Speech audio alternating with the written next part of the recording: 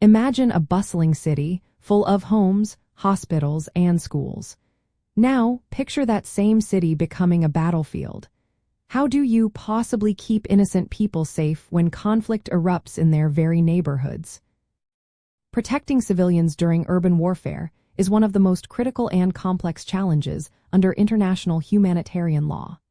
It primarily hinges on strict adherence to three fundamental principles: distinction, proportionality, and precaution in attack.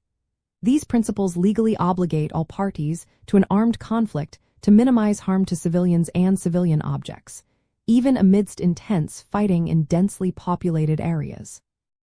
The very foundation of international humanitarian law, often called the laws of armed conflict, demands that individuals not directly participating in hostilities are protected. This legal framework recognizes the inherent vulnerability of civilians and civilian infrastructure in war. Therefore, all military operations must always prioritize saving civilian lives and preserving their property and essential services, ensuring that conflict does not degenerate into indiscriminate violence.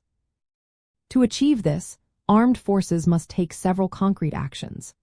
First, they must always distinguish between military objectives and civilian objects, never targeting civilians or areas known to contain only civilians.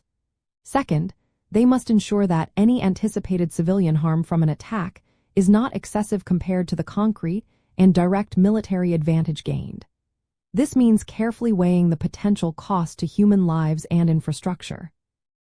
Third, they must take all feasible precautions to avoid, or at least minimize, civilian casualties and damage to civilian objects, both when planning and executing attacks.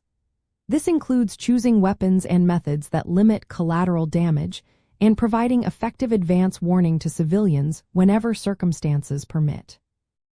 A key concept here is the imperative to avoid using weapons that cannot be directed at a specific military objective or whose effects cannot be limited, particularly in populated areas.